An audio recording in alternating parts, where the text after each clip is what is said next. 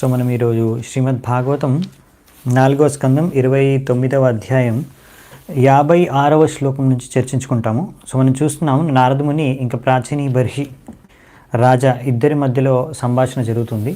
So Naradamuni పురంజనుని యొక్క ఉపాఖ్యానం మొత్తం వివరించిన తర్వాత దాని అర్థం ఏంటో, అది ఎవరి గురించో అన్ని డీటెయిల్స్ అన్నీ కూడా డీటెయిల్గా వివరించారు.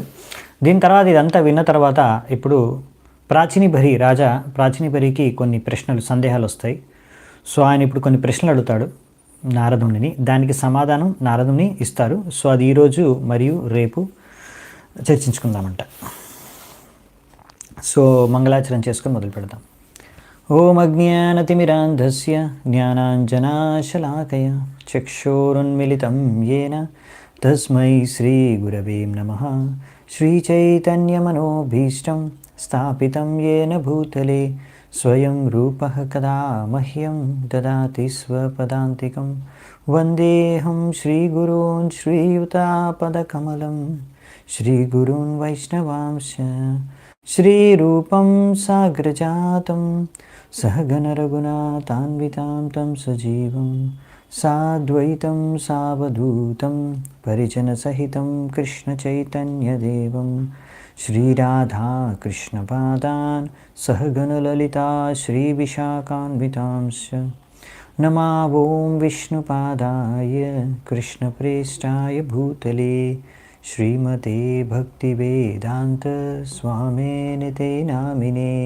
నమస్తే సారస్వతే దేవే గౌరవాణి ప్రచారిణే నిర్విశేష శూన్యవాది పాశ్చాత్యదేశతారిణే. నమో మహావదన్యాయ కృష్ణప్రేమప్రదాయతే కృష్ణాయ కృష్ణచైతన్య నామినే గౌరద్విషే నమః.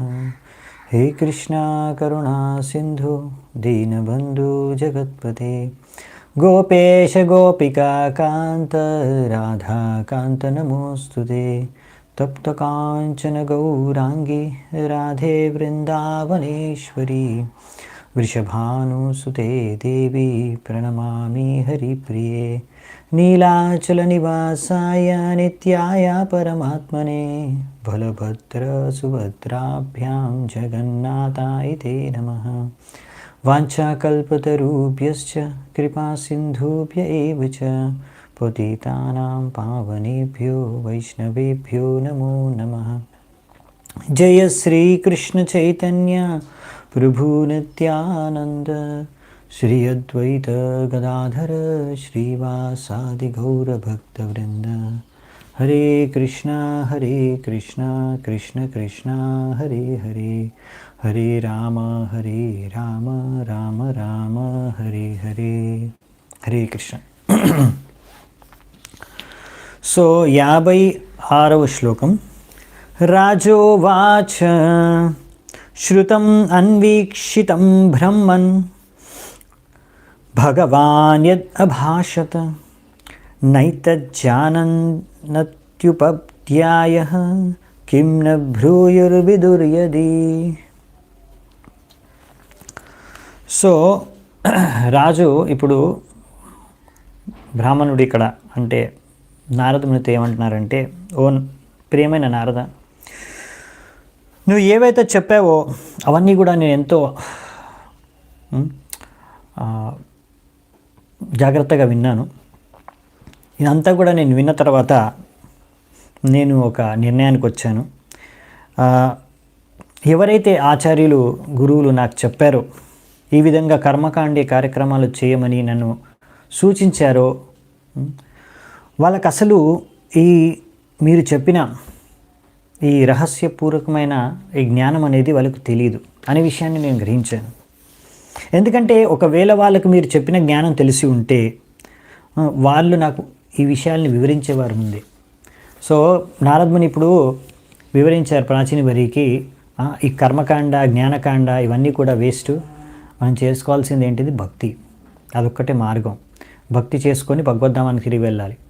సో భక్తి చేసుకోమని ఇక్కడ ఆయన చెప్పారు ప్రాచీన బరికి. ఇవన్నీ కర్మకాండ యజ్ఞాల్ని వదిలేయి అనేసి నారదముని చెప్పారనమాట. ఎవరికి? ప్రాచీన బరికి. సో ఇప్పుడు ప్రాచీన బరికి అర్థమైంది ఏంటంటే, ఓకే, ఇప్పటివరకు నాకు చెప్పిన వాళ్ళందరూ కూడా టీచర్స్ కానీ గురువులు కానీ వాళ్ళందరూ కూడా వాళ్ళకి సరిగ్గా జ్ఞానం లేదు అని. సో అలాగే జీవితం యొక్క ఉద్దేశం గురించి వాళ్ళకి అసలు జ్ఞానం లేదు. అలాగే ఈరోజు కూడా ప్రభుపాల్ వారు రాస్తున్నారు, చాలామంది టీచర్ల పేరుతో చలామణి అవుతున్నారు స్కూల్లో, కాలేజీల్లో, లేకపోతే ఇంకా ఎక్కడైనా కానీ గురువుల పేరుతో, లేకపోతే నాయకుల పేరుతో, మేము లీడర్లము, నాయకులము, అలా ఎంతోమంది. కానీ వాళ్ళకేంటంటే జీవితం యొక్క ఉద్దేశం తెలియదు. జీవితం మనిషి జీవితం యొక్క పరమ ఉద్దేశం ఏంటి, లక్ష్యం ఏంటి, అది తెలియదు వాళ్ళకి. కానీ వాళ్ళు టీచర్లుగా చలామణి అవుతున్నారు అన్నమాట. సో వీళ్ళని భగవద్గీతలో మాయాపహృత జ్ఞాన, వారి యొక్క జ్ఞానాన్ని మాయ అపహరించేసింది అని దీని అర్థం. సో అసలైన జ్ఞానం అంటే ఏంటిది? వేదైశ్చ సర్వేర్ అహమేవ వేద్యో వేదాంతకృత్ వేద విధీయవచహం. కృష్ణుడు భగవద్గీతలో చెప్పాడు, వేదైశ్చ సర్వేర్, అన్ని వేదాల యొక్క సారం ఏంటంటే నన్ను తెలుసుకోవడమే. వేదాలు అంటేనే జ్ఞానం, వేదాంత అంటే అంతం, జ్ఞానానికి అంతం, ఇంక అంతకన్నా పైన ఇంకా వేరే జ్ఞానం ఏం లేదు వేదాలకు మించి. సో అంత సంపూర్ణ జ్ఞానం యొక్క లక్ష్యం ఏంటంటే భగవంతుడు కృష్ణుడిని అర్థం చేసుకోవడం. ఎవరైనా భగవంతుడు కృష్ణుడిని అర్థం చేసుకున్నారంటే వారికి సరైన జ్ఞానం ఉన్నట్టు. ఒకవేళ భగవంతుడు కృష్ణుడు అర్థం చేసుకోలేదు, కృష్ణుడు అంటే ఎవరో తెలియదు, కాకపోతే వాళ్ళు పిహెచ్డీ చేసినా, ఎన్ని డిగ్రీలు సంపాదించినా, ఎన్ని కాలేజీల్లో చదివినా కానీ వేస్ట్ అనమాట, వాళ్ళు చదువురాని దద్దమ్మలాగానే. సో ఆ విషయాన్ని మనం చాలా క్లియర్గా అర్థం చేసుకోవాలన్నమాట. పిహెచ్డీ డిగ్రీ, ఈ డిగ్రీ, ఆ డిగ్రీ ఉన్నంత మాత్రాన, పెద్ద యూనివర్సిటీలో ప్రొఫెసర్ అయిపోయినంత మాత్రాన వాళ్ళకి జ్ఞానం ఉందని మనం అనుకోకూడదు. ఒకవేళ కృష్ణుడి గురించి వాళ్ళకి తెలియకపోతే వాళ్ళు అజ్ఞానులే అనే విషయాన్ని మనం గ్రహించాలి. సో అందుకని ఇక్కడ మనకి ప్రభుపాల్ వారు చెప్తున్నారు, ఈ ముహూర్తంలో, ఈ సమయాల్లో చర్చిలు కానీ, మందిరాలు కానీ, మాస్కులు కానీ, మస్జిద్లు కానీ, ఇవన్నిటికీ ఇవాళ రేపు ప్రజలు వెళ్ళాలనుకోవట్లేదు, ఆసక్తి చూపించట్లేదు.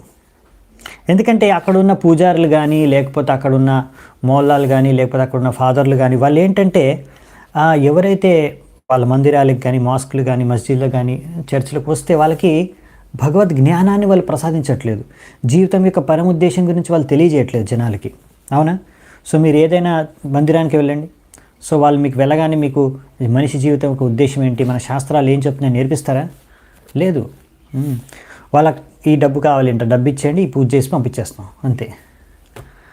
అది కాదనమాట. అసలైన ఉద్దేశం, మందిరాల యొక్క లక్ష్యం ఏంటంటే ఈ యొక్క వేదిక శాస్త్రాల్లో, భగవద్గీత, భాగవతంలో ఉండే విషయాల్ని సాధారణ ప్రజలు ఎవరైతే వస్తారో వాళ్ళకి బ్రాహ్మణులు, పూజారులు వాళ్ళు వర్ణించాలి, ఎక్స్ప్లెయిన్ చేయాలి, మనిషి జీవిత ఉద్దేశం ఏంటనేది తెలియజేయాలి. అది తెలియజేయకుండా ఓన్లీ డబ్బులు తీసుకొని పూజ చేసేసి పంపించడం కాదు.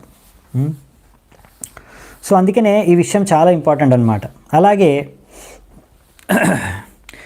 అందుకే ఇవాళ రేపు ఎవరైతే బాగా చదువుకున్నారో వాళ్ళు ఇలాంటి మందిరాలకు వెళ్ళి వాళ్ళకి అంత ఆసక్తి కలగట్లేదు. ఏంటిది మందిరాలకు వెళ్ళడం ఎందుకు, అవసరం ఏంటి? సో భగవంతుడిని విశ్వసించడం లేదు, భగవంతుడు అంటేనే విశ్వాసం లేదు.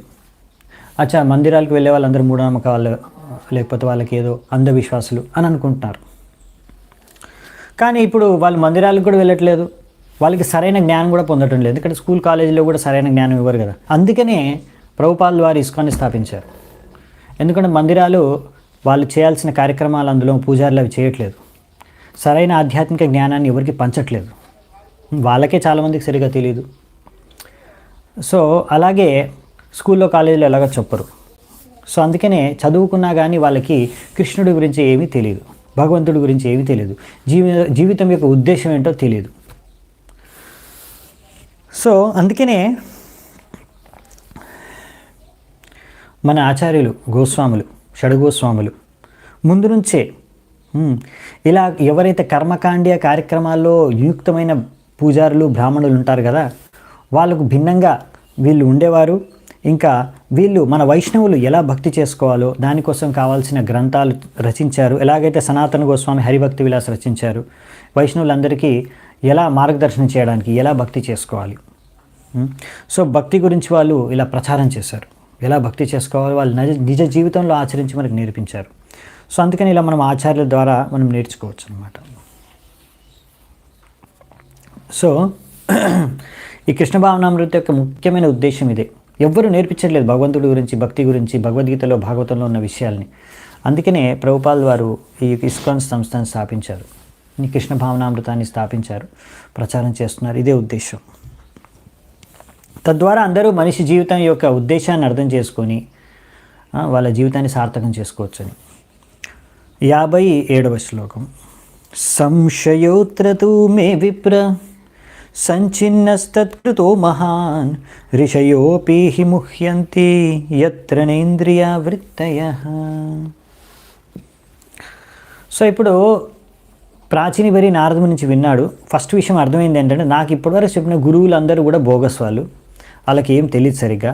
ఏదో నన్ను కర్మకాండలు చెయ్యి, ఆ యజ్ఞాలు చెయ్యి, పశువుల్ని చంపు అనేసి నాకు చెప్పేసి నన్ను ఈ యజ్ఞాల్లో కూర్చోబెట్టేశారు. కానీ ఇదంతా అసలైంది కాదు, అసలైన జ్ఞానం కాదు, వాళ్ళకి సరైన జ్ఞానం లేదనే విషయాన్ని మీ వాక్యాలు విని నాకు అర్థమైంది. కానీ ఇప్పుడు మీ వాక్యాలు విన్న తర్వాత, మీ లెక్చర్ విన్న తర్వాత నాకు కొన్ని సందేహాలు ఉన్నాయి. అవేంటంటే, మొదటిది ఇక్కడ ఆయన చెప్పేది ఏంటంటే, రాజు మీరు చెప్పిన ఆదేశాలు నాకు ఇంకా నా యొక్క గురువులు చెప్పిన ఆదేశాల్లో వ్యత్యాసం ఉంది, వ్యతిరేకంగా ఉన్నాయి. ఆయన చెప్పింది మీరు చెప్పింది విరుద్ధంగా ఉన్నాయి ఆదేశాలు. సో తద్వారా నాకు ఇప్పుడు ఈ భక్తి, జ్ఞానము, వైరాగ్యము వీటి మధ్య తేడా నేను అర్థం చేసుకోగలుగుతున్నాను. నాకు ముందు ఎన్నో సందేహాలు ఉండే ఈ విషయాల పట్ల, కానీ మీరు నా సందేహాలన్నీ కూడా తీర్చేశారు. సో ఇప్పుడు నాకు అర్థమైంది ఏంటంటే, మహామహా ఋషులు, మునులు కూడా జీవితం యొక్క పరముద్దేశం గురించి విమోహితులై ఉంటారు, వాళ్ళకు కూడా సరిగ్గా తెలీదు. సో అందుకనే ఇక్కడ చెప్తున్నారనమాట. సో ఇలా ఇంద్రియ తృప్తి గురించి, జీవితం ఒక ఉద్దేశం గురించి చాలామందికి తెలియదు. ఇంద్రియ తృప్తం చేయకూడదు అని, జీవిత ఉద్దేశం అంటే ఏంటి అని. సో భక్తి మార్గంలో ఇంద్రియాల్ని భోగించడం అనేది లేదు, అక్కడ మొత్తం భగవంతుడి యొక్క ఇంద్రియాల్ని సంతృప్తిపరచడం. ఇదే భగవంతుడి భక్తి చేసుకునే భక్తి విధి విధానం. సో తద్వారా ఇవాళ రేపున్న వాళ్ళు కొంతమంది ఇలాంటి పురోహితులు, పూజారులు, వాళ్ళకి ఏంటంటే ముఖ్యంగా ఇంద్రియాలని భోగించుకోవడం ఇష్టం వాళ్ళకి. సో అందుకని వాళ్ళకి భక్తి గురించి ప్రచారం చేయరు, వాళ్ళు భక్తి చేసుకోరు. ఎందుకంటే భక్తిలో ఇంద్రియ భోగం లేదు కదా. అందుకని కర్మకాండలో అయితే ఇంద్రియ భోగం, ఈ కర్మ చేసుకో, ఈ యజ్ఞం చేయి, నీకు ఇలా భోగించుకోవడానికి కావాల్సినవన్నీ దొరికిపోతాయి.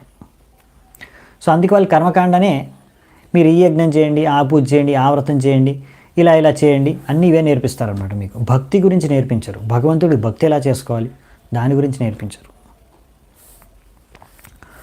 సో అందుకనే చాలామంది బ్రాహ్మణులు, పూజారులు, పురోహితులు ఈ కృష్ణ భావనామృత ఆందోళనకి కొంచెం వ్యతిరేకంగా కూడా ఉంటారు.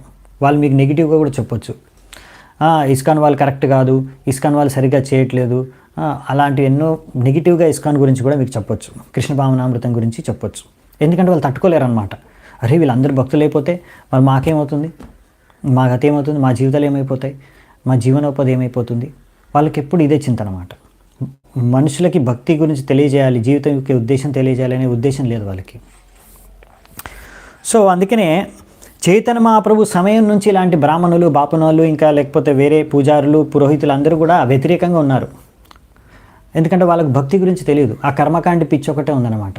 రకరకాలు ఇప్పటికి కూడా నడుస్తూ ఉంది. చాలామంది భక్తి మార్గంలోకి వచ్చిన, ఇస్కాన్లోకి వచ్చిన తర్వాత కూడా ఇంకా కర్మకాండ పిచ్చి వదులుకోలేకపోతున్నారు. ఎందుకంటే చిన్నప్పటి నుంచి అలవాటు ఉంది కదా. సో ఆ విషయాన్ని మనం అర్థం చేసుకోవాలి ఇక్కడ.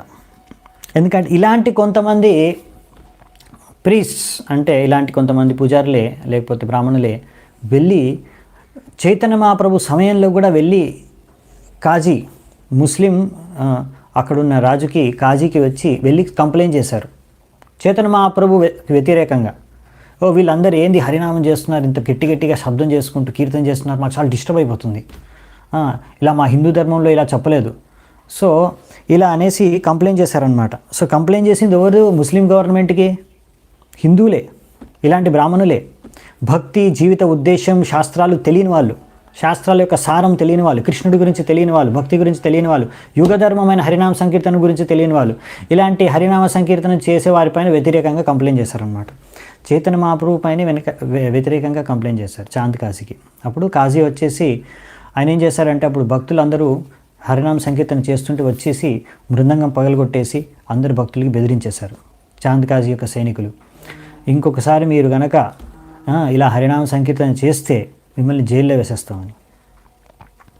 సో అప్పుడు ఇంకా హరినామ సంకీర్తన చేయడం ఆపేస్తే అప్పుడు చైతన్య మహాప్రభు స్వయంగా వచ్చి చూసారు, ఏంటి హరినామ సంకీర్తన ఎందుకు చేయట్లేదు. ఆ సమయంలో అక్కడ చైతన్య మహాప్రభు లేకుండే.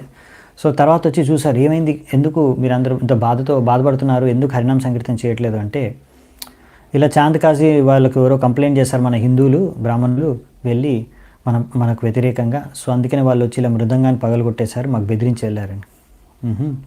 అలాగా సరే, ఇప్పుడు అలాగైతే మనము ఈ కాజీకి, ఈ సర్కారీ గవర్నమెంట్కే వ్యతిరేకంగా మనము ఒక పెద్ద ఆందోళన చేద్దామంట. మీరందరూ కూడా ఈ యొక్క ఆందోళనలో పాల్గొనండి అని వ్యతిరేకంగా నిరసన ప్రకటించారనమాట. చైతన్య మహాప్రభు కీర్తన చేసుకుంటూ పెద్ద పెద్ద మషాల్, అంటే చేతిలో కర్ర ఉంటుంది, కర్ర పైన గుడ్డ ఉంటుంది, గుడ్డకి నెయ్యి ఉంటుంది, నెయ్యిలో ఆ మంట పెట్టి మషాల్ తీసుకొని వెళ్తారనమాట. అలా అందరినీ రమ్మంటారు తీసుకొని. సో అలా వేలాది మంది కలిసి చైతన్య మహాప్రభు వెనకాల వెళ్తారు, హరినామ సంకీర్తన చేసుకుంటూ వెళ్ళి చాంద్ కాజీ వాళ్ళ ఇంటికి వెళ్తారు. సో వెళ్ళి అక్కడ ఆయనకి గుణపాఠం నేర్పిస్తారు అనమాట. సో తర్వాత చాంద్ కాజీ భయపడి ఒప్పేసుకుంటారనమాట. మీరు ఎంత సంకీర్తన చేసుకోవాలంటే చేసుకోండి, నేను మిమ్మల్ని, నా వాళ్ళు ఎవరు కూడా మిమ్మల్ని ఎప్పటికీ కూడా ఆపరు అని రాసిచ్చేస్తారు. సో ఇలాంటి కొంతమంది బ్రాహ్మణులు ఎవరైతే కర్మకాండే జీవిత ఉద్దేశం, ఇలా రకరకాల యజ్ఞాలు, పూజలు, వ్రతాలు అవన్నీ చేసుకొని తద్వారా రకరకాల భౌతిక లాభాలని పొంది వీటిని భోగించుకొని లేకపోతే స్వర్గానికి వెళ్ళడం, ఇలాంటిదే ఉద్దేశం అన్నమాట వాళ్ళది, జీవిత ఉద్దేశం అనుకొని జీవించే వాళ్ళని కర్మ జడ స్మార్త అని రాశారు ఇక్కడ తాత్పర్యంలో. నేను చెప్పే ప్రతి పాయింట్ తాత్పర్యంలో ఉంది, ఓకేనా. సో ఇలాంటి వాళ్ళనమాట, ఇలాంటి కర్మకాండీయ కార్యక్రమాల్లోనే నిమగ్నమై ఉండి జీవించే బ్రాహ్మణులు ఏమంటారంటే కర్మ జడ స్మార్త బ్రాహ్మణులు అనమాట. సో ఇలాంటి వారికి ఏంటంటే దురదృష్టవశాత్తు వాళ్ళకి అసలు సారం ఏంటో, భక్తి ఏంటో, శాస్త్రాలంటే ఏంటో తెలియవు అనమాట. కృష్ణుడు అంటే తెలియదు, భక్తి అంటే ఏంటో తెలియదు, మనిషి జీవిత ఉద్దేశం అంటే ఏంటో తెలియదు. అందుకని ఇలాంటి ధర్మాల్ని వదిలేసేయి అని కృష్ణుడు భగవద్గీతలో అర్జునుడికి చెప్తాడు. సర్వధర్మాన్ పరిత్యజ్య మామేకం శరణం వ్రజ అహం త్వాం సర్వ పాపేభ్యో మోక్షయిష్యామి మా శుచః. చూడండి, ఇలా ఒక్కొక్కరు ఇదే ధర్మం, ఇలాంటి కర్మకాండే నా అసలైన ధర్మం అనుకొని జీవించేస్తున్నారు. కానీ అలాంటిది వదిలేయి.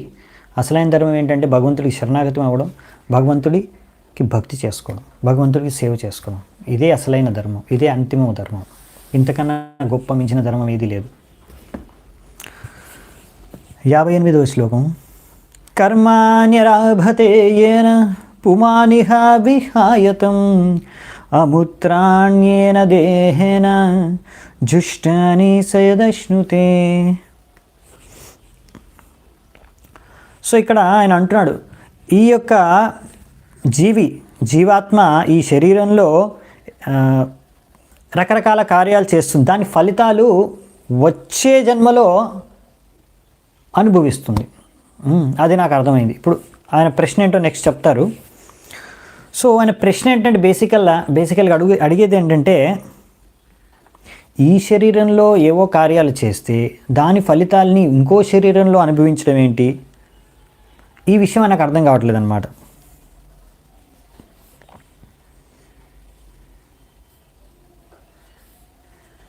ఎందుకంటే ఈ శరీరంలో ఇతను మనిషి శరీరం లభించింది, మరి నెక్స్ట్ జీవితంలో ఆయనకు మనిషి శరీరం లభించవచ్చు, లభించకపోవచ్చు.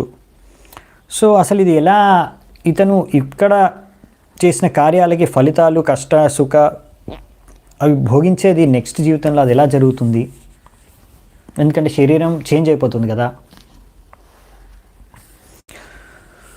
సో అదే ఇక్కడ అడుగుతున్నాను అనమాట. నెక్స్ట్ క్లియర్ చేస్తారు నెక్స్ట్ శ్లోకంలో. ఇది వేద విదాం వాద శ్రూయతే తత్ర తత్ర కర్మ యత్ క్రియతే ప్రోక్తం పరోక్షం న ప్రకాశతే.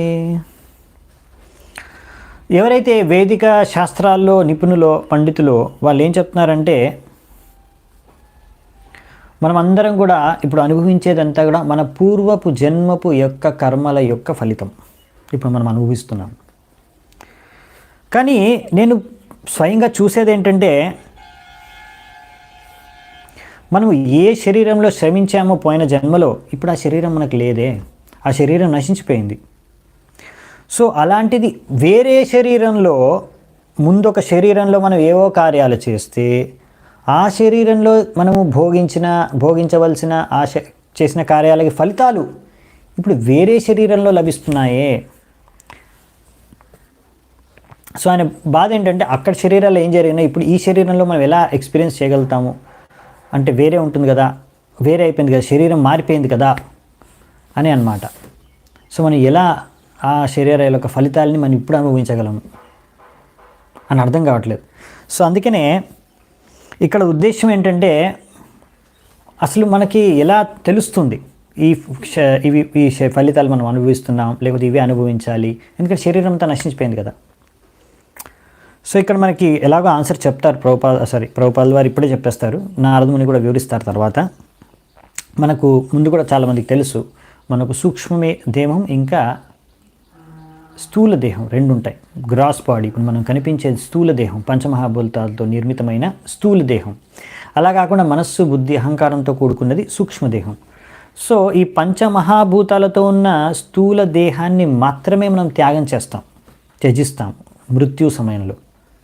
సూక్ష్మదేహం మనస్సు, బుద్ధి, అహంకారం ఆత్మతో పాటే ఆత్మ ఈ సూక్ష్మదేహంలో ప్రయాణిస్తూనే ఇంకొక శరీరాన్ని ధరిస్తుంది. అంటే మీకు ఇప్పుడు ఉండే మనస్సు, బుద్ధి, అహంకారం అనేది ముందున్న శరీరంలో ఉన్నప్పుడు కూడా అదే మనస్సు, బుద్ధి, అహంకారం ఉంది. ముందు ఎన్ని శరీరాలు మీరు ధరించారో అన్ని శరీరాల నుంచి మనం శరీరం మారుతున్నప్పుడల్లా మనస్సు, బుద్ధి, అహంకారం అదే ఉంటుంది. సూక్ష్మదేహం అదే సూక్ష్మదేహం ఆత్మతో పాటు ప్రతి శరీరంలో ప్రయాణిస్తూ ఉంటుంది. కాబట్టి ఇక్కడ ఒక కామన్ ఫ్యాక్టర్ ఉందన్నమాట. సో ఈ స్థూల శరీరం అనేది అసలు చెప్పాలంటే ఈ సూక్ష్మదేహం మీద ఆధారపడి ఉంటుంది. సూక్ష్మదేహం మీద ఆధారపడి ఈ యొక్క స్థూల శరీరం నిర్మితమవుతుంది. ఈ విషయాల్ని ఇంకా బాగా నారదముని ఇప్పుడు వచ్చే శ్లోకం నుంచి వర్ణిస్తారు. సో అప్పుడు మనం ఇంకా చూద్దామంటే డీటెయిల్గా. నారద ఉవాచ ఏనైవారభతే కర్మ తేనైవాముత్ర తత్పుమాన్ భుంక్తే హ్యవ్యవధానేన లింగేన మనసా స్వయం. సో నారదముని చెప్తున్నాడు ఏమని, ఈ యొక్క జీవాత్మ ఈ యొక్క భౌతిక శరీరం, ఈ యొక్క స్థూల శరీరం ద్వారానే రకరకాల కార్యాలు చేస్తుంది, అవునా? సో కానీ మనము ఇప్పుడు చెయ్యి ఉందనుకోండి, చెయ్యి ఏం కార్యం చేయాలో దానికి ఎవరు చెప్తారు? మన బుర్ర, మైండ్ నుంచి, అవునా? మన మనస్సు, బుద్ధి, అహంకారం నుంచి వచ్చే ఆదేశాల ప్రకారం మన యొక్క ఈ యొక్క చెయ్యి కానీ శరీరం కానీ రకరకాల కార్యాలు చేస్తుంది, పనిచేస్తుంది. సో మనస్సు నుంచి ఆర్డర్స్ వస్తాయి. సో ఈ సూక్ష్మదేహం ఆర్డర్ వేస్తుంది, అప్పుడు మన స్థూల దేహం దాని ప్రకారం పనిచేస్తుంది. అది విషయం అర్థం చేసుకోవాల్సింది. కాబట్టి మనము మృత్యు అయిపోయినప్పుడు మన స్థూల దేహం నశించిపోయినా కానీ ఇంకా సూక్ష్మదేహం ఉంది. అసలు మనం బాధ, సుఖము, దుఃఖము అనుభవించేది మనస్సులో. మన చెయ్యి అనుభవించదు సుఖం, దుఃఖం. ఆ యొక్క అనుభవం అనేది మనకి ఎక్కడ తెలుస్తుంది? మన మనస్సులో, మన బుద్ధి, అహంకారంలో. ఈ సూక్ష్మదేహంలో యాక్చువల్లీ మనము సుఖ దుఃఖాల యొక్క అనుభవాన్ని అనుభవిస్తాం. కనుక మనము ఎన్ని శరీరాలు చేంజ్ చేసినా మనం అనుభవించేది మాత్రం ఎక్కడ? మనస్సులో, మైండ్లో, అవునా? ఈ భౌతిక అనుభవాలన్నీ కూడా ఎక్కడ మనం అనుభవించేది? మనస్సులో. కాబట్టి మీరు ఎన్ని శరీరాలు మార్చేసినా మీ అనుభవం మాత్రం కలిగేది మనస్సులో, కాబట్టి అది కంటిన్యూ అవుతుంది. మనస్సు మీతో పాటే ఉంటుంది. ఎన్ని శరీరాలు మారినా మీ మనస్సు మాత్రం మారదు కదా. ఆ మనస్సు అలాగే వస్తుంటుంది. మనస్సు, అహంకారం, బుద్ధి అవి మీతో పాటే ప్రయాణిస్తున్నాయి, ఎన్నో శరీరాల నుంచి ప్రయాణిస్తూ వస్తున్నాయి. సో అవి అనుభవిస్తాయి అన్నమాట. సో మీరు మృత్యు చెందినప్పుడు కూడా, ఒక వ్యక్తి మృతి చెందినప్పుడు అప్పుడు మీకు నెక్స్ట్ ఏం శరీరం లభిస్తుంది అది మీకు ఎలా తెలుస్తుంది? నెక్స్ట్ ఏం శరీరం లభిస్తుందని ఎలా తెలుస్తుందంటే, మీ సూక్ష్మదేహంలో ఎటువంటి కోరికలు ఉన్నాయి, మీరు సూక్ష్మదేహంలో మనస్సులో ఏమేమి కోరుకున్నారు, ఎలాంటి దేహం కోరుకున్నారు, ఎలాంటి శరీరం కోరుకున్నారు, లేకపోతే మీరు కోరికలు తీర్చుకోవడానికి కావాల్సిన శరీరం మీరు నెక్స్ట్ జీవితంలో మీకు అటువంటి కర్మలు చేసుకొని ఉంటే, మీకు ఆ యోగ్యత ఉంటే అప్పుడు మీకు అటువంటి శరీరం లభిస్తుంది. సో కాబట్టి ఈ సూక్ష్మదేహం అనేది చాలా ముఖ్యమైనదన్నమాట. మనకు ఎటువంటి స్థూల శరీరం లభిస్తుంది అనేది సూక్ష్మ శరీరం మీద ఆధారపడి ఉంటుంది. అంటే మీ మనస్సులో ఉండే కోరికల ద్వారా, ఎందుకంటే మీరు చేసుకున్న కర్మలు, కానీ మీరు ఎలాంటి కర్మలు ఎలా చేస్తారు, మనం ఏం కర్మలు చేసినా అవన్నీ కూడా మన మనస్సు యొక్క ఆదేశానుసారంగా చేస్తున్నాం. సో ఫైనల్గా ఏంటంటే మన మనస్సు లేకపోతే సూక్ష్మ శరీరం మీద ఆధారపడి ఉంటుంది మన స్థూల దేహం. సో వచ్చే స్థూల దేహం కూడా. సో ప్రభుపాల్ వారు రాస్తున్నారు ఇక్కడ, ఇప్పుడు డార్విన్ అని ఒక వ్యక్తి ఉండేవాడు అనమాట ముందు. అతను ఇలా శరీరంలో జరిగే రకరకాల పరివర్తనల్ని, రకరకాల పశు పక్షుల యొక్క శరీరాల్లో బాగా గమనించాడనమాట. ఇలా బాగా గమనించాడు, ఎంతో బాగా ఈ స్థూల శరీరాన్ని మాత్రమే గమనించాడు.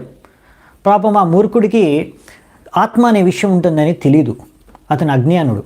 అలాగే అతనికి సూక్ష్మదేహం, మనస్సు, బుద్ధి, అహంకారం ఉంటుందనే విషయం కూడా తెలియదు, అంత అజ్ఞానుడు. సో అలాంటి ఒక అజ్ఞాని ఈ శరీరాన్ని బాగా చూసి రకరకాల శరీరాల్ని చూసి అతనికి సూక్ష్మదేహం గురించి కానీ ఆత్మతత్వం గురించి ఏమాత్రం జ్ఞానం లేదు. ఒక మూర్ఖుడు అనమాట, ఒక అజ్ఞాని. అతను ఎలా ఎవల్యూషన్, ఎలా అతను ఒక సిద్ధాంతాన్ని సృష్టించాడనమాట. అతనే మనోకల్పిత సిద్ధాంతం అనమాట. ఇలా శరీరాల్ని చూసి ఇలా ఒక శరీరం నుంచి ఇంకో శరీరం వచ్చింది, అలా కోతుల నుంచి మనుషులు వచ్చారు అని ఒక సిద్ధాంతాన్ని సృష్టించారు. ఇప్పుడు అది చిన్నప్పటి నుంచి స్కూల్లో నేర్పిస్తారు పిల్లలకి. సో ఇలాంటి ఒక మూర్ఖుడు, అసలు జ్ఞానం లేని, ఆత్మతత్వం సూక్ష్మ జ్ఞానం లేని మూర్ఖుడు చెప్పిన సిద్ధాంతాన్ని ఇప్పుడు స్కూల్లో కాలేజీలో నేర్పిస్తున్నారు అనమాట. అదే ఇక్కడ చెప్పారు. అందరు చదువుకున్నారు కదా స్కూల్లో, కోతుల నుంచి మనుషులు వచ్చారని. సో అది చెప్పిన మూర్ఖుడు డార్విన్ అనమాట. సో ఈ డార్విన్ పాపం ఆయనకి అజ్ఞానుడు, అతనికి ఏం తెలియదు. అదే రాస్తున్నారు ఇక్కడ ప్రభుపాల్ వారు. సో అందుకనే అతను చెప్పిన సిద్ధాంతం అంతా కూడా తప్పు, సరైంది కాదు. సర్వస్య చాహం హృది సన్నివిష్టో మత్తః స్మృతిర్జ్ఞానమపోహనం చ. సో ప్రతి ఒక్కరి హృదయంలో పరమాత్మ రూపంలో కృష్ణుడు నుండి అందరికీ మార్గదర్శనం చేస్తూ ఉంటారు.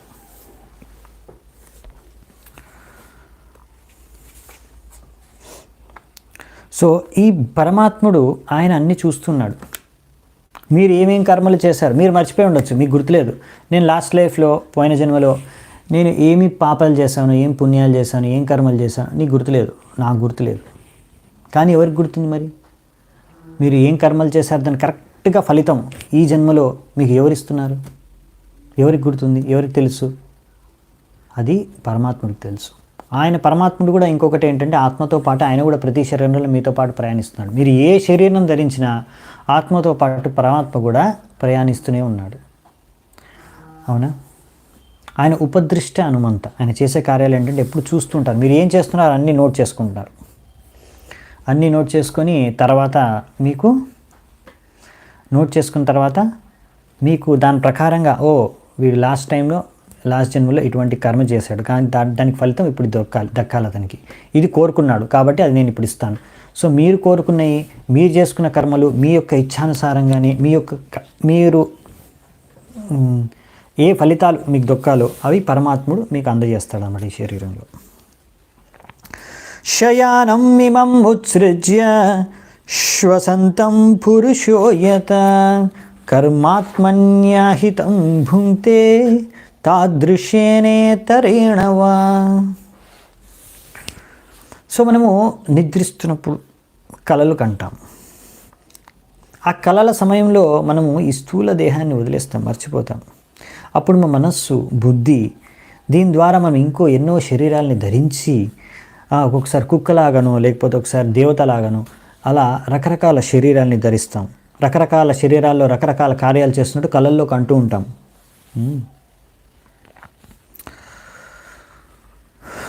అదేవిధంగా ఈ యొక్క శరీరాన్ని వదిలేసినప్పుడు కూడా ఈ ఆత్మ, మనం ఎలా కళల్లో రకరకాల శరీరాన్ని ధరించేస్తూ ఉంటాము, అలాగే మనం ఈ శరీరాన్ని వదిలేసినప్పుడు కూడా ఈ ఆత్మ ఇదే సూక్ష్మదేహం ద్వారా రకరకాల శరీరాలని ధరించి వారి యొక్క పూర్వకర్మ యొక్క ఫలితాలని అనుభవిస్తూ ఉంటాయి జీవాత్మలు.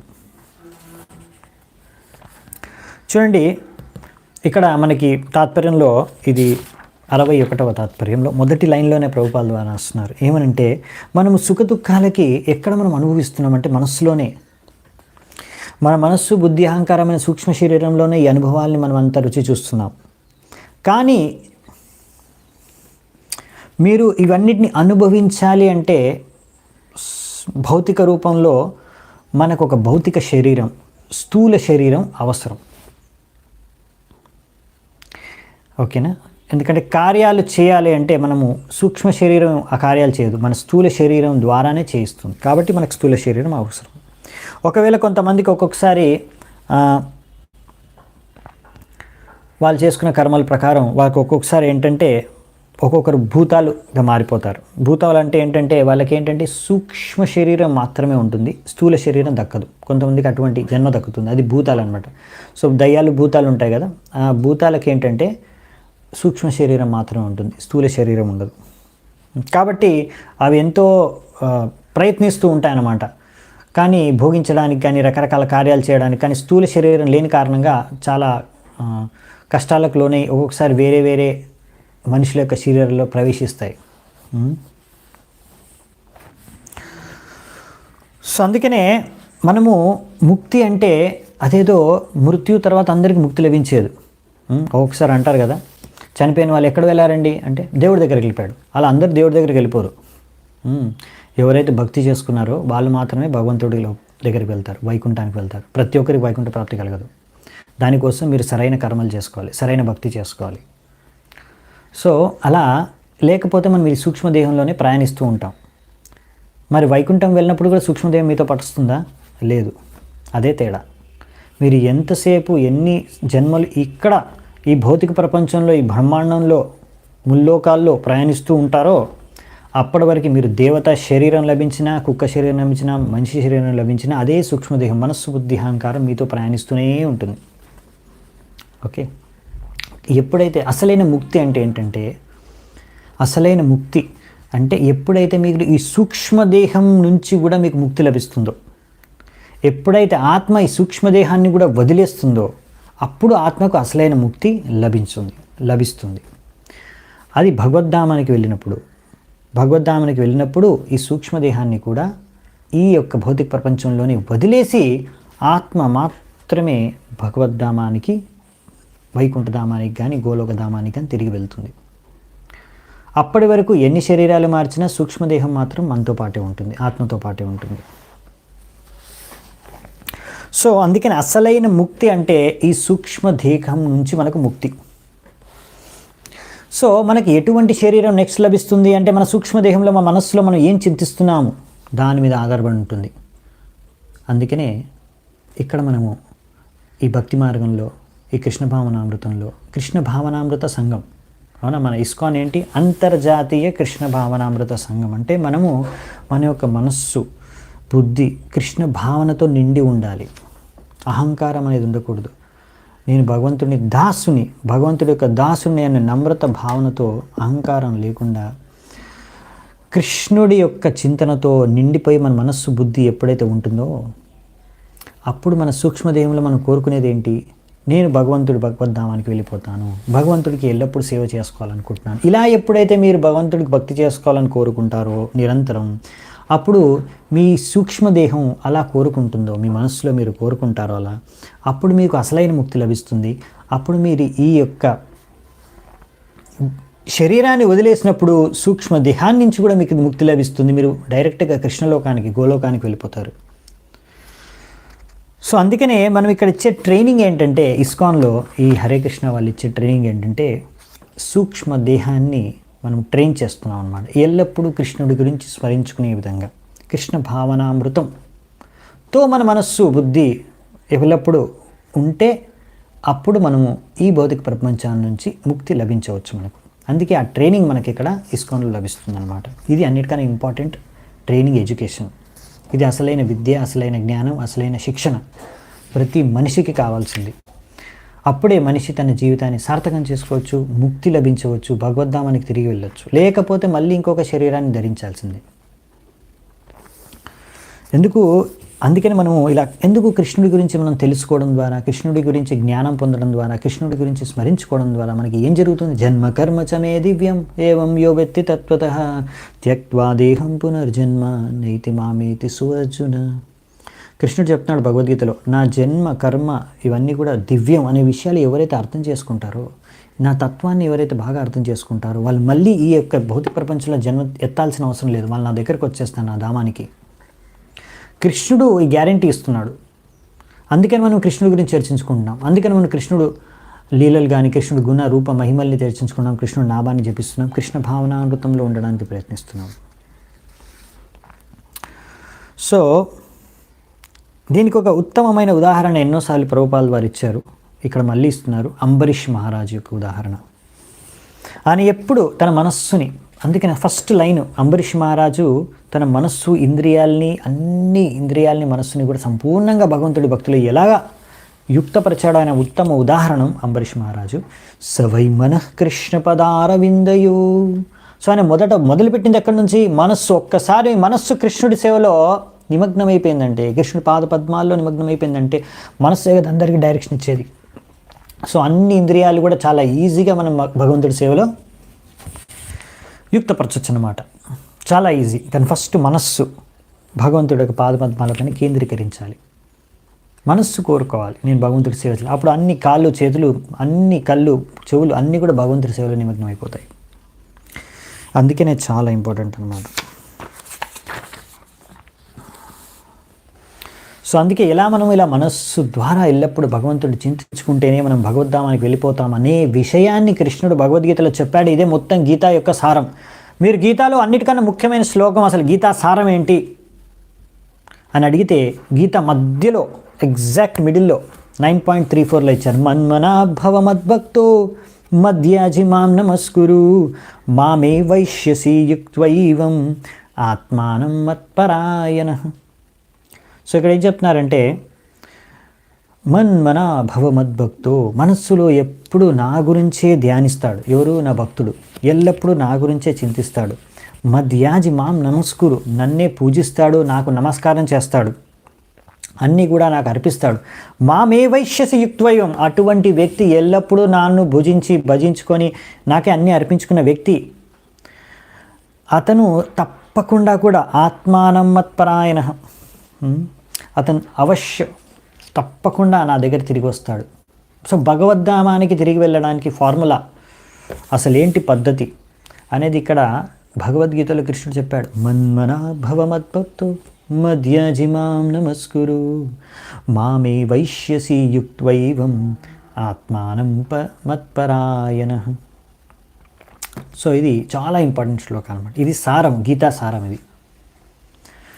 సో దీనికే ఎల్లప్పుడూ మనం భగవంతుడి గురించి చింతించుకోవడానికి ఏం చేయాలి అనేదే మనం ఇస్కాన్లో నేర్చుకునేది. దానిలో భాగంగానే ఇది ఒకటి, శ్రీమద్ భాగవతం. ప్రతిరోజు శ్రీమద్ భాగవతం చదవడం, వినడం అనేది, శ్రవణం కీర్తనం చేయడం అనేది ముఖ్యమైన అంగం భక్తిలో, మనకి మొదటి అంగం. మమైతే మనసా యద్యద్ అసావహం ఇతి బ్రువన్ గృహ్ణీయత్తత్ పుమాన్ రాద్ధం కర్మయేన పునర్భవః. ఇప్పుడు ఒక జీవాత్మ ఈ శరీరంలో ఉండి, నేనే ఈ శరీరం, నేనే ఇది, నా యొక్క కర్తవ్యం ఇది, నేను ఇది చేస్తాను అలా ఊహించుకుంటూ ఉంటుందన్నమాట. ఇవన్నీ కూడా మనోకల్పితమైన చింతనలు. ఇవన్నీ కూడా శాశ్వతం కాదు. ఎందుకంటే ఈ శరీరమే శాశ్వతం కాదు. సో ఈ శరీరం ద్వారా ఏమేం చేస్తామో దీని గురించి ఆలోచిస్తుంటా కొన్ని రోజుల తర్వాత శరీరం వెళ్ళిపోతుంది, ఈ చింత అంతా వేస్ట్ అయిపోతుంది. సో అందుకనే ఒకవేళ భగవంతుడి కృప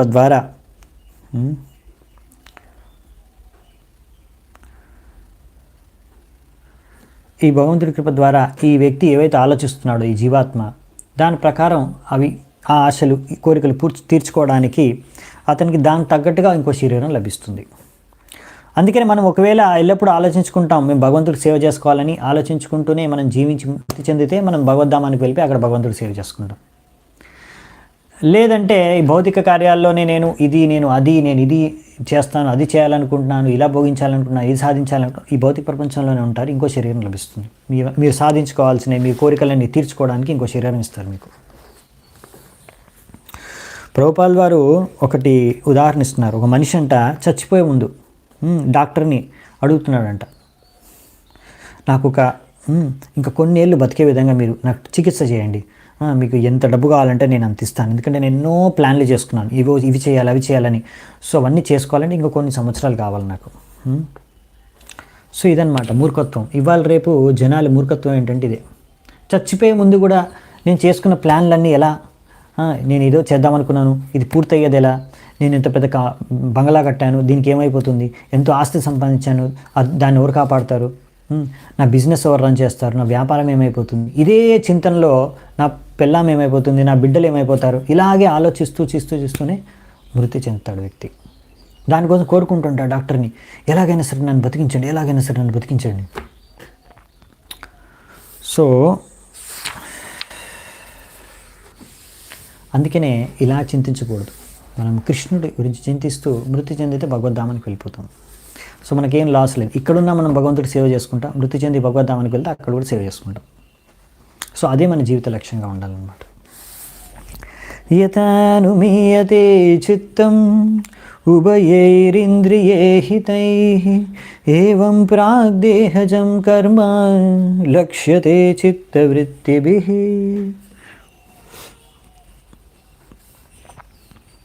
సో ఒక వ్యక్తి ఏంటంటే అతని యొక్క చేతనను అర్థం చేసుకోగలడు 2 రకాల ఇంద్రియాల యొక్క కార్యాల ద్వారా. ఒకటి ఏమంటే జ్ఞానేంద్రియాలు, ఇంకోటి కర్మేంద్రియాలు. అవునా? అంటే మనం ఎటువంటి జ్ఞానేంద్రియాలు, కర్మేంద్రియాల ద్వారా ఎటువంటి కార్యాలు చేస్తున్నామో దాన్ని బట్టి మీకు అర్థమైపోతుంది మీరు మనసులో ఏమని చేయాలి. అంతేనా? మీరు ఏం చేస్తున్నారు, ఎక్కడి నుంచి ఇన్స్ట్రక్షన్ వచ్చింది? మనస్సు నుంచి, మీ మెదడు నుంచి కదా. సూక్ష్మదేహాన్ని నుంచి ఇన్స్ట్రక్షన్స్ వస్తాయి, ఆదేశాలు. అవి మనం ఆ జ్ఞానేంద్రియాల, కర్మేంద్రియాల ద్వారా చేస్తున్నాం. అంటే మన జ్ఞానేంద్రియాల, కర్మేంద్రియాల యొక్క కార్యాల ద్వారా మన మనస్సులో ఏముందనే విషయం అర్థం చేసుకోవచ్చు. ఒక వ్యక్తి ఏం చేస్తున్నాడు అనే దాన్ని బట్టి అతను మనసులో ఏం ఆలోచించాడు అనే విషయాన్ని గ్రహించవచ్చు కదా. అలాగే మనము ఇటువంటి మనస్తత్వం మనకి ఈరోజు కలిగి ఉంది. ఈ వ్యక్తి ఈ విధంగా ఆలోచిస్తున్నాడు అంటే పూర్వపు జన్మలో అతను ఎటువంటి కార్యాలు చేసి ఉండాడు, అతను ఎటువంటి దేహాన్ని ధరించి ఉంటాడు అనే విషయాన్ని మీరు ఊహించుకోవచ్చు. సో ఇంగ్లీష్లో ఒక ప్రోవర్బ్ ఉందని ప్రభుపాల్ ద్వారా రాశారు. The face is the index of mind. అంటే ముఖాన్ని చూసి మనసులో ఏముందో చెప్పొచ్చు అంట. ఎందుకంటే మన మనసులో ఉన్న ఎలాంటి ఆలోచనలు దాని ప్రకారం మనం మన యొక్క ఫేస్ ఎక్స్ప్రెషన్స్ మన ముఖంలో అవి కనిపిస్తాయి. సో అందుకే ముఖాన్ని చూసి, ఆయనలో ముఖంలో ఉన్న ఫీలింగ్స్, ఎక్స్ప్రెషన్స్ చూసి అతని మనసులో ఏమనుకుంటున్నాడో మనం గ్రహించవచ్చు. అంటే మన భౌతిక శరీరంలో, స్థూల శరీరంలో జరిగే అన్ని రకాల పరివర్తనలు, మార్పులు అన్నీ కూడా మన యొక్క మానసిక పరిస్థితిని సంకేతిస్తున్నాయి అనే విషయాన్ని మనం గ్రహించవచ్చు. ఒకవేళ ఉదాహరణకి ప్రభుపాల్ వారు చెప్తున్నారు, ఒకవేళ మీ మనస్సులో మీకు క్రోధం వచ్చింది అనుకోండి, మీ కోపం వచ్చింది మనసులో, అప్పుడు వెంటనే ఏమవుతుంది, మీరు మీ నాలుక ఏం చేస్తుంది, రకరకాల అనుచితమైన వాక్యాలు చేస్తుంది. ఎవరినో తిడతారు, లేకపోతే ఎవరినో ఏదో అంటారు, అవునా, ఎవరిపైన అరుస్తారు. సో నాలుక ఒక రకంగా వ్యవహరిస్తుంది అన్నమాట. మీకు క్రోధంగా ఉంటే, మీ మనసులో క్రోధం ఉంటే ఎక్కడ నాలుక ద్వారా వ్యవహరిస్తారు. ఒకవేళ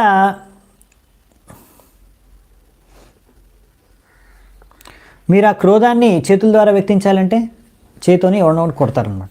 చెంపదెబ్బ కొడతారు, లేకుంటే ముట్టికాయ కొడతారు, అలా విధంగా.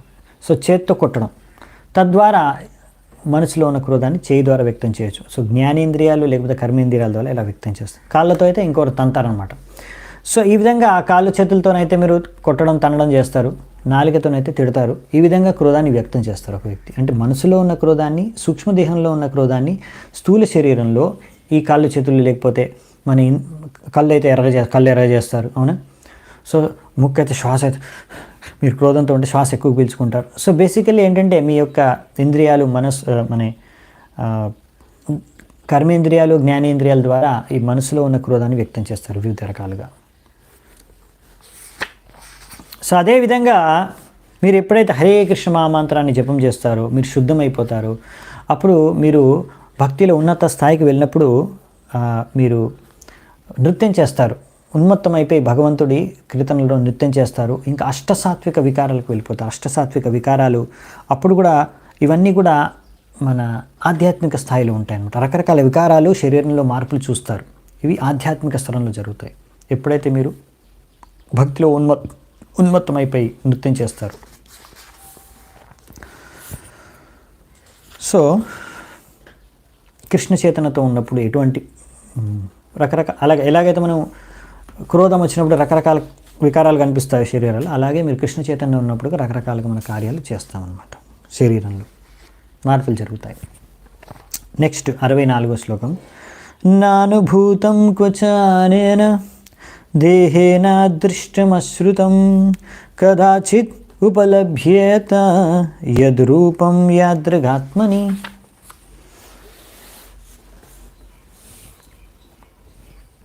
ఒక్కొక్కసారి ఏం జరుగుతుందంటే సడన్గా మనం ఎప్పుడు ఏ అనుభవం లేనిది సడన్గా ఈరోజు దాని గురించి వింటాము, చూస్తాము, ఆలోచిస్తాము, మన మనసులో వచ్చేస్తుంది.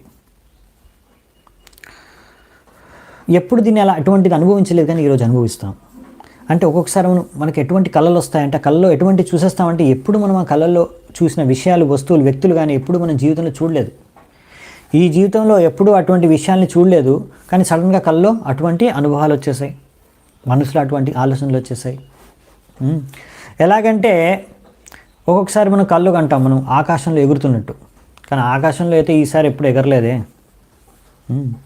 అంటే ఏంటంటే దీన్ని బట్టి మనం అర్థం చేసుకున్నాం, ఆకాశంలో ఎగురుతున్నట్టు కళ వస్తుందంటే మనం పూర్వపు జన్మలో ఎప్పుడో ఇక దేవత రూపంలో ఉండొచ్చు, లేకపోతే ఇటువంటి ఏదో ఆకాశ ప్రయాణం చేసే ప్రాణుల శరీరంలో ఉండొచ్చు, లేకపోతే వ్యక్తుల శరీరంలో ఉండొచ్చు, ఆస్ట్రోనాట్ శరీరం అయి ఉండొచ్చు.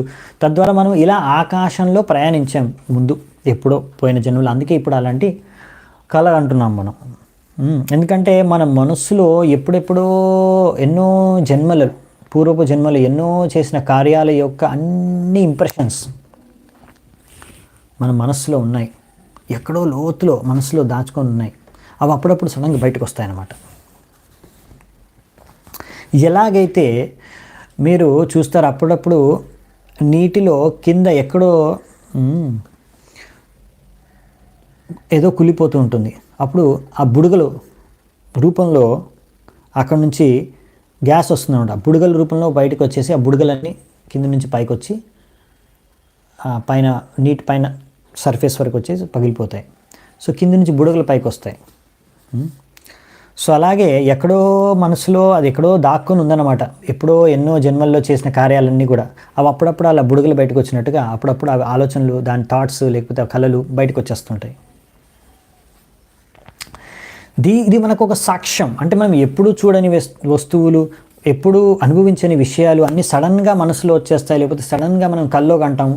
దీనికి అర్థం ఏంటంటే మనము పూర్వపు జన్మల్లో ఎప్పుడో ఇటువంటి అన్ని అనుభవాలను మనం చేసామని. అంటే మనసులో పూర్వపు జన్మపు అన్ని అనుభవాలన్నీ కూడా దాగి ఉన్నాయనే విషయాన్ని మనం అర్థం చేసుకోవచ్చు. ఇదే సాక్ష్యం. ఇలా చెప్తున్నారు నారదుముని మనకి.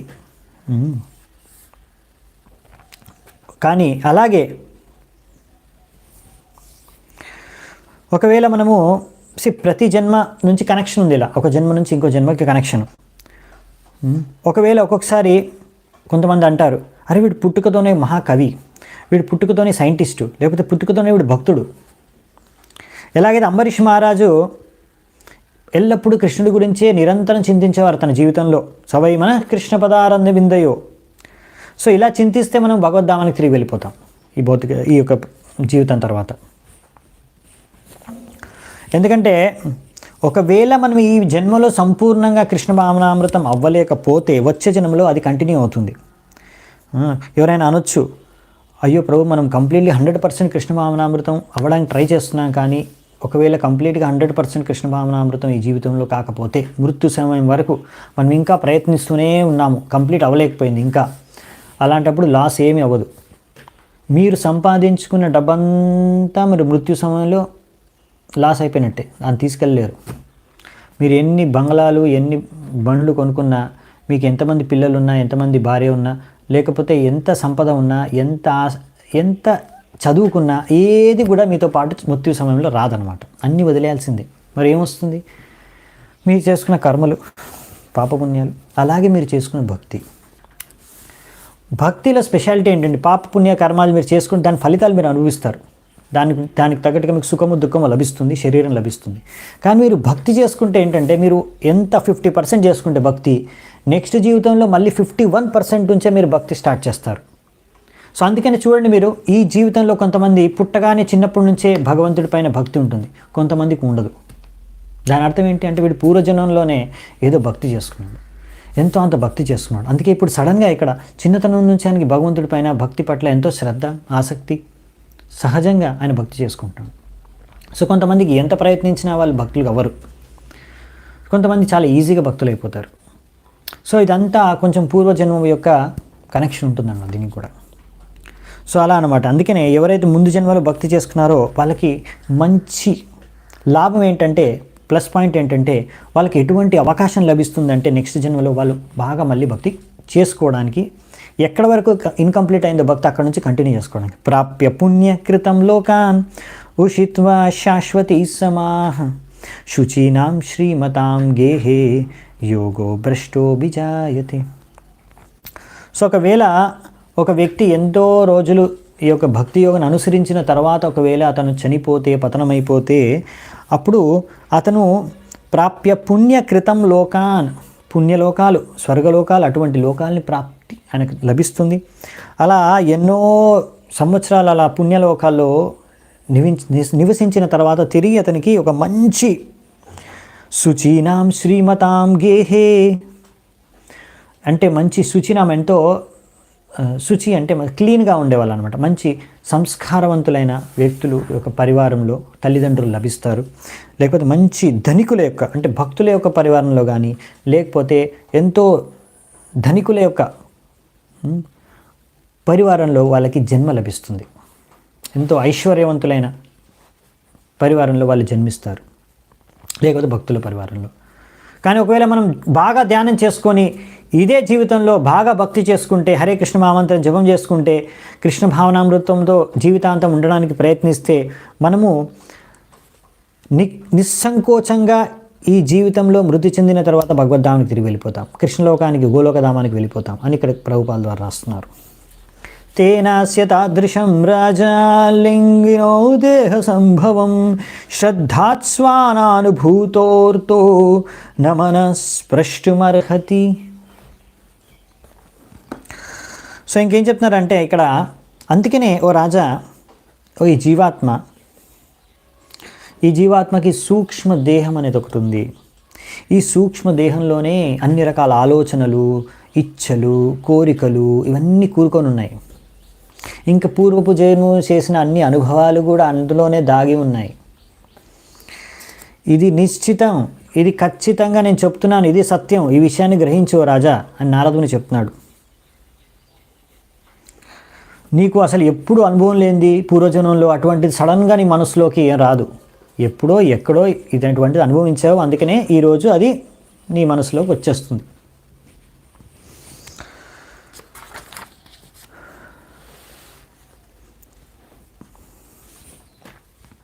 అందుకని మనం మనస్సు శుద్ధపరచుకోవాలి.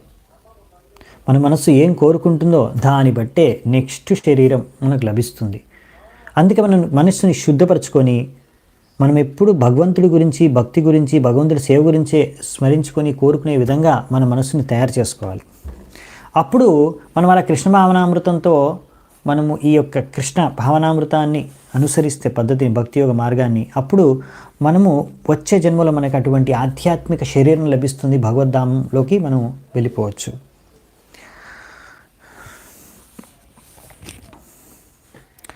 సో అందుకనే ఇంకొక విషయం ఏంటంటే, మీరు ఇలా కృష్ణ భావనామృతంలో ఉండి ఎల్లప్పుడూ సంపూర్ణంగా భగవంతుడికి భక్తి చేసుకుంటుంటే మీరు ఈ శరీరంలో ఉన్నా కానీ మీరు ముక్త జీవులతో సమానం. ఇది రూప గోస్వామి పాద మన ఆచార్యులు చెప్తున్నారు, చాలా ముఖ్యమైన పాయింట్. ఇహ యస్య హరేర్దాస్యే కర్మణా మనస గిర నిఖిలాశ్వప్యవస్థాసు జీవన్ముక్త సవుచ్యతే. మీరు జీవించి ఉన్నా సరే మీరు ముక్తులతో సమానం. ఎవరు?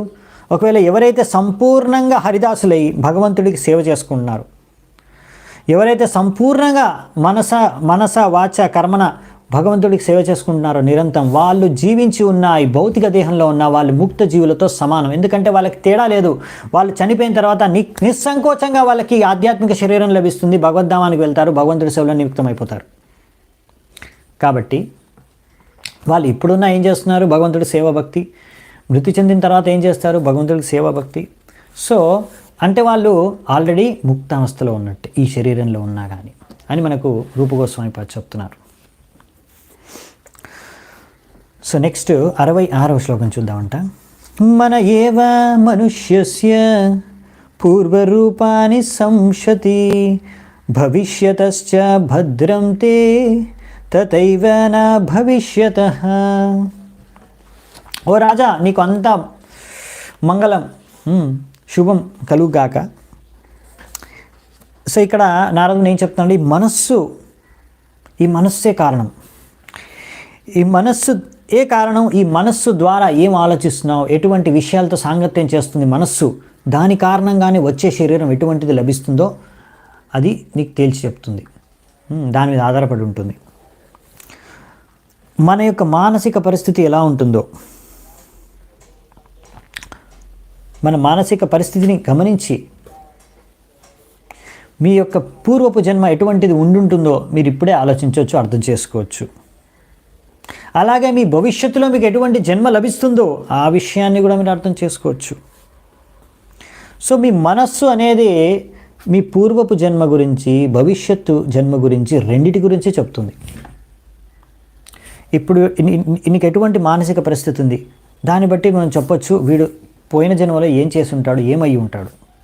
ఇప్పుడు మీరు ఎలా ఆలోచిస్తున్నారు, ఏం కోరుకుంటున్నారో దాన్ని బట్టి మనం చెప్పొచ్చు నెక్స్ట్ జన్మ వీడికి ఏం దొరుకుతుంది.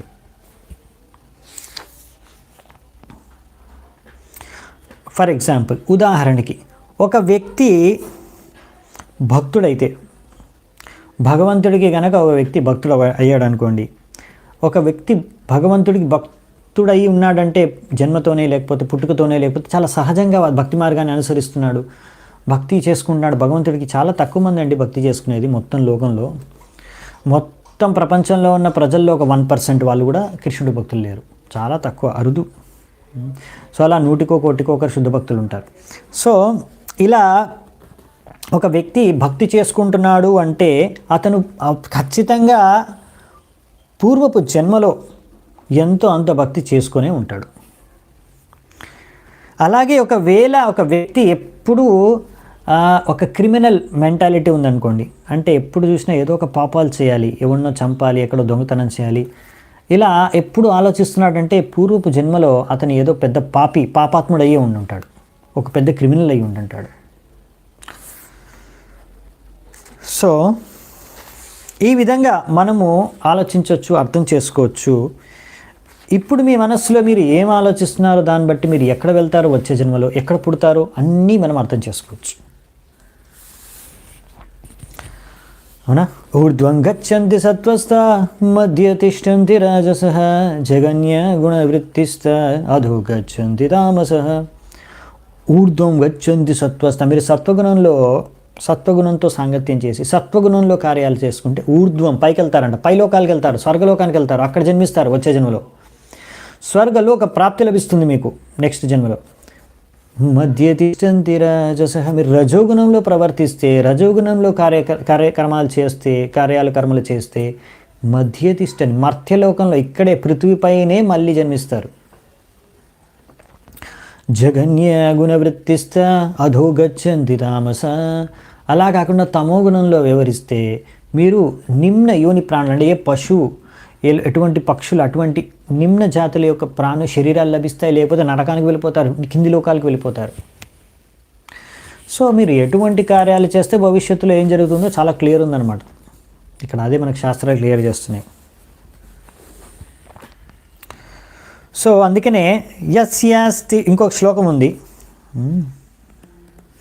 యస్యాస్తి భక్తిర్భగవత్య కించన సర్వైర్గుణైస్తత్ర సమాసతే సురాః హరావభక్తస్య కుతో మహద్గుణా మనోరథేన సతి ధావతో బహిః.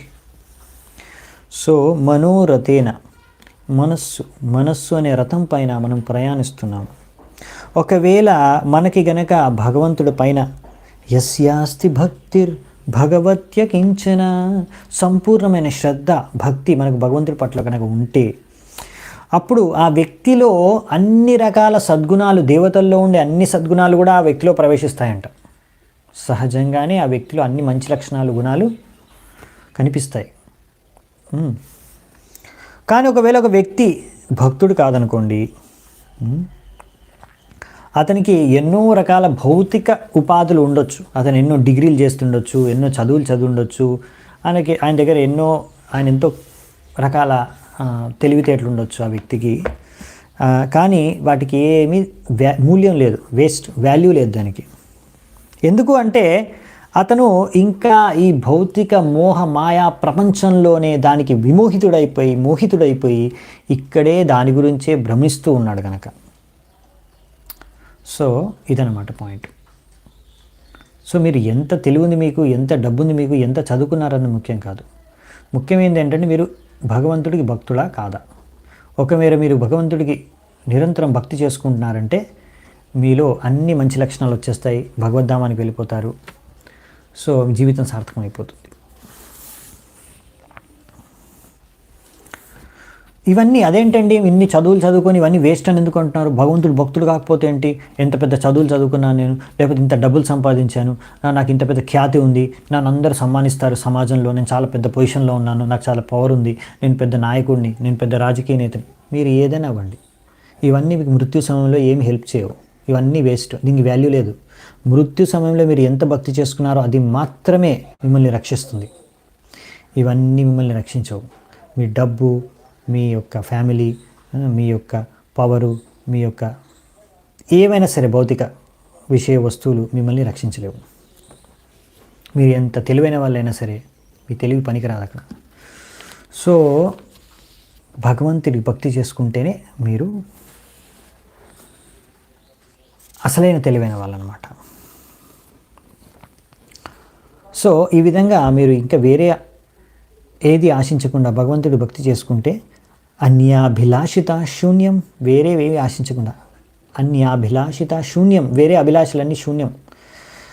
అన్యాభిలాషిత శూన్యం జ్ఞాన కర్మాధ్యనావృతం. సో ఇంకా జ్ఞాన కర్మ వీటన్నిటిని వదిలేసి ఆనుకూల్యేన కృష్ణ అనుశీలనం భక్తిరుత్తమ, కృష్ణుడికి అనుకూలంగా, నీకు ఇష్టం వచ్చినట్టు కాదు, కృష్ణుడికి అనుకూలంగా భక్తి చేసుకోవడం ఉత్తమ భక్తి లక్షణం. అలా చేసుకుంటే మనము తప్పకుండా తిరిగి భగవద్ధామానికి వెళ్ళిపోతాం. అదృష్టం అశ్రుతం చాత్ర క్వచిన్మనసి దృశ్యతే యథా తథానుమంతవ్యం దేశకాల క్రియాశ్రయం. సో ఈ శ్లోకాన్ని చర్చించుకొని మనం ఈరోజు ముగిద్దామంట చర్చ. ఎందుకంటే ఇంకా మిగతా ఉన్న శ్లోకాలన్నీ కూడా మనము నెక్స్ట్ రేపు చర్చించుకుందామంట. లాస్ట్ వరకు ఈ అధ్యాయాన్ని మనం పూర్తి చేద్దామంట. పురంజనుడి ఉపాఖ్యానం ఈ అధ్యాయంతో ముగిసిపోతుంది. సో అది రేపు కంప్లీట్ చేద్దాం. సో ఈరోజు నేను ఈ యొక్క శ్లోకాన్ని చూస్తానంట. ఒక్కొక్కసారి మనము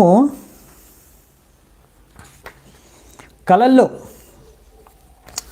ఎప్పుడు విని కని ఎరగని కొన్ని విషయాల్ని, వింత వింత వస్తువుల్ని మనము కళల్లో దర్శించుకుంటామంట. లేకపోతే అటువంటి అనుభవాల్ని, ఘటనల్ని మనము అనుభవిస్తాం కళల్లో.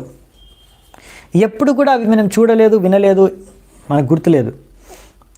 వింత వస్తువులు, వింత ప్రదేశాలు, వింత అనుభవాలు కళల్లో అకస్మాత్తుగా జరిగిపోతుంటాయి. ఒక ఉదాహరణకి, for instance we may see an ocean on the peak of a mountain. అంటే కొండ యొక్క శిఖరం పైన సముద్రాన్ని, కొండ శిఖరం పైన సముద్రం ఎలా ఉంటుందండి? కానీ మీరు కల్లో అలాంటివి చూశారు. లేకపోతే మీరు చూశారు సముద్రం అంతా కూడా ఎండిపోవడం, కల్లో చూశారు. కల్లో సముద్రం ఎలా ఎండిపోతుందండి? సో అలాంటివి మీరు చూశారు. ఇవి మామూలుగా అలాంటివి ఎప్పుడు మీకు ఎక్కడ కనిపించవు, కానీ అటువంటి విషయాలు, కొన్ని వస్తువులు, దృశ్యాలు మీరు కల్లో చూసేశారు. ఇవన్నీ ఏంటంటే అసలు ఒకసారి మనం ఏం చేస్తుందంటే మన మనస్సు కొత్త విషయాల్ని కూడా సృష్టిస్తుంది అనమాట. మీరు కొన్ని వస్తువుల్ని, విషయాల్ని, ప్రదేశాలని చూస్తే వాటిని కొంచెం కంబైన్ చేసి, మిక్స్ చేసి మీ కొత్త విషయాలు, దృశ్యాల్ని కల్లో చూపిస్తూ ఉంటుందన్నమాట. ఉదాహరణకి మీరు బంగారు పర్వతాన్ని చూశారనుకోండి కల్లో. మీరు నిజంగా ఎప్పుడు బంగారు పర్వతాన్ని చూడలేదు, కల్లో చూశారు. సో మనకి బంగారం తెలుసు, బంగారాన్ని చూసాము, పర్వతాన్ని చూసాము. ఇప్పుడు మన మనసు ఏంటంటే బంగారు పర్వతాన్ని రెండింటి కలిపేసి మనకి కల్లో చూపిస్తున్నాను, బంగారు పర్వతం. సో ఈ విధంగా మన మనస్సు ఏంటంటే కళల్లో రకరకాల విషయ వస్తువులు అలా కంబైన్ చేసి చూపించేస్తూ ఉంటుంది. సో ఇదంతా మనస్సు చేసే అంత గారడి అన్నమాట. సో ఇక్కడ వరకు మనం చూద్దాం, సమయం అయిపోయింది. సో మనం రేపు 68వ శ్లోకం నుంచి తీసుకొని ఇంకా లాస్ట్ శ్లోకం వరకు చర్చించుకుందామంట ఈ అధ్యాయంలో. సో ఇంకా విషయాల గురించి ఉంది, ఈ విషయాల గురించి చెప్తారు ఈ అధ్యాయంలో, చూద్దాము. సో ఈరోజు ఇక్కడే ఈ శ్లోకంతో ముగిస్తున్నాను. చాలా చాలా ధన్యవాదాలు మీ అందరికీ. ఒక విషయం ఏంటంటే, నాకు కొంచెం షెడ్యూల్ కొంచెం అంత కరెక్ట్గా డైనమిక్గా ఉంది. ఒక్కో రోజు ఫ్రీ ఉంటాను, ఒక్కో రోజు ఫ్రీ ఉండను. సో ఎప్పుడు ఫ్రీ ఉంటే అప్పుడు, ఏ రోజు ఫ్రీ ఉంటే అప్పుడు ఆ రోజు నేను భాగవతం క్లాస్ తీసుకోవడానికి ప్రయత్నిస్తాను. సో ఎంత వీలైతే అంత తొందరగా నేను లింక్ కూడా పోస్ట్ చేయడానికి ప్రయత్నిస్తాను. ఓకే, మీ అందరి ఓపికకి చాలా చాలా ధన్యవాదాలు. హరే కృష్ణ. శిల ప్రభుపాదకి జయ. శ్రీమద్ భాగవతం की जय. समवेत गौर भक्त वृंद की जय. निताय गौर सीतनाथ प्रेमानंदे. हरि हरि बोल.